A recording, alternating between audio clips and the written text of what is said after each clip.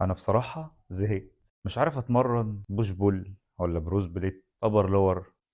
تعبتونا معاكم يا كوتش. بص يا سيدي، كل الكلام اللي هقوله ده من وجهة نظري، ممكن تختلف معايا وممكن تتفق. الموضوع ده بالنسبة لي ليه عاملين أساسيين. أول عامل هو التغذية، وتاني عامل روتين الأسبوع بتاعك عامل إزاي. يعني مثلا هل أنا هقدر أجي 5 أيام في الأسبوع ولا 3 أيام؟ لما أجي أتمرن التمرينة دي هل ماشي على نظام غذائي هيسد ورايا المجهود اللي أنا هعمله؟ هل أنا لاعب ألعاب فردية زي MMA، كرة القدم او باور ليفتنج، ولا انا بلعب جيم بس؟ بالنسبه لي لو انت تقدر تلعب جيم بس او انت ما بتلعبش العاب غير الجيم، هتقدر تنوع بين الانظمه دي عادي. ممكن كل كام اسبوع مثلا تاخد لك تمرينه من الاشكال دي وتجرب هل فعلا في نظام فيهم هيجي معاك وهتستمر عليه وهتحس بزياده عليه وهتحس بفرق فيه ولا لا.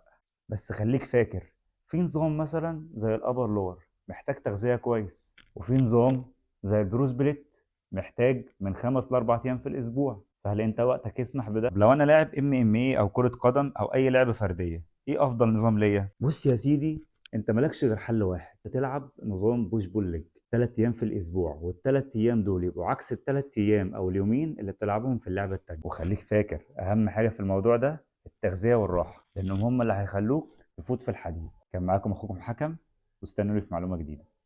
سلام.